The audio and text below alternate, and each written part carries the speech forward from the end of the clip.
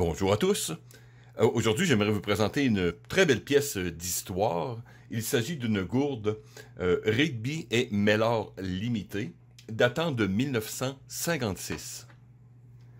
Lorsque j'avais acheté cette gourde, avec les photos et tout, je ne voyais pas les informations précises. Donc, je me suis dit que c'était une gourde sûrement de la Deuxième Guerre mondiale, canadienne ou britannique.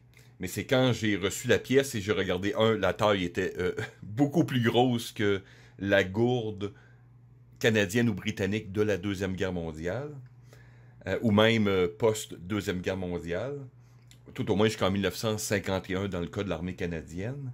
Et quand j'ai vu la date 1956, j'ai dit, ah, ok.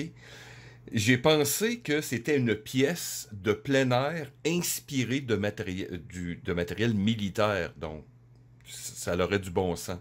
Mais en fin de compte, j'ai fait plus de recherches et j'ai remarqué que cette gourde, on l'appelle, enfin bref, de manière informelle, la gourde médicale. Puisque les gourdes, on pourrait dire, d'infanterie régulière sont généralement 1 quart, qu'on appelle, ou environ 1 litre, celle-ci, elle a une contenance de 2 litres. Donc jusqu'au moins à l'épaule. Donc je me dis, ah, ok. Et en faisant évidemment d'autres recherches, je me suis rendu compte aussi qu'il y avait un modèle antérieur, le plus ancien que j'ai pu voir, 1940. Donc si on regarde ça d'un point de vue militaire, ça aurait du bon sens que souvent le combat medic, l'ambulancier ou le brancardier, transporte sur lui beaucoup plus d'eau pour des raisons évidentes. Donc voilà, mais c'est une pièce que j'ai eu pas eu énormément d'informations et je pense que j'ai vu aucune vidéo sur Internet sur la pièce. Donc, bref, je vais référer cette pièce à la gourde médicale canadienne ou américaine, puisqu'il semble, pas américaine, mais britannique, puisque cette pièce semble avoir été en dotation dans l'armée canadienne. Bref, détaillons la chose.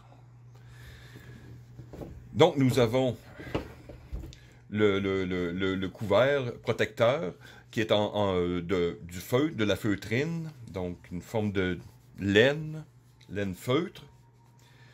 Un système de transport en cuir. Comme je vous dis, celle-ci, j'ai reçu est vraiment de très belle facture, donc très peu usée.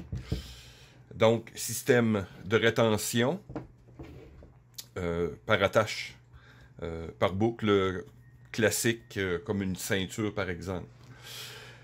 Qui protège bien sûr la gourde elle-même. Et nous avons un petit verre très sympathique avec les marques. Là, je mettrai une image plus précise. Hop, et un bouchon en liège. Encore ici, vous voyez, aucune pourriture, pas d'odeur particulière. L'ensemble à vide a un poids quand même assez impressionnant. Je suis à 1,43 kg. Donc, et à vide, donc rajouter 2 litres d'eau, donc 2 kilos. Donc, on va inspecter la gourde elle-même. Donc, on va détacher un peu la sangle de rétention. Et des boutons de pression sur les épaules.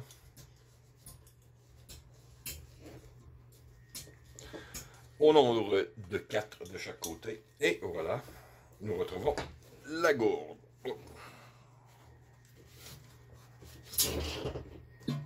Oh. Si c'est pas magnifique.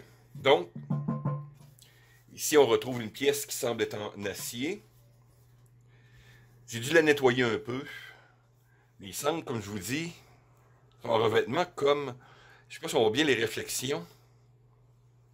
Puisque il semble avoir retrouvé un modèle de 1940 qui semble être en cuivre.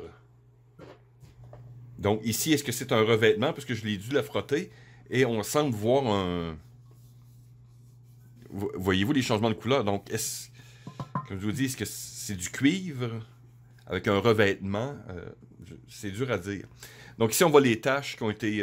les taches d'entreposage. Donc avec l'étui tout simplement. On voit de chaque côté. Donc, écriture. Tout semble très propre. Et d'un point de vue du revêtement, c'est la même chose avec la petite tasse. Puisqu'il y avait beaucoup de salissures et de trucs. Donc quand j'ai commencé à la frotter, voyez-vous,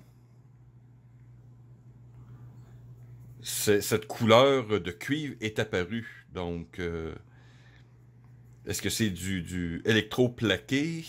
Bref, s'il y a un expert en métallurgie ou autre, vous pourriez me l'indiquer. Mais comme je vous dis, il semble avoir ce revêtement de type zinc. Et quand on le frotte, on retrouve la couleur cuivrée.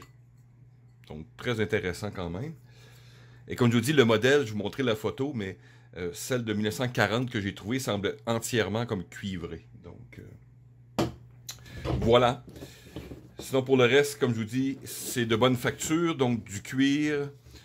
Peut-être une écriture ici, je ne suis pas très sûr. Donc voilà, une très belle pièce d'histoire militaria, légèrement obscure.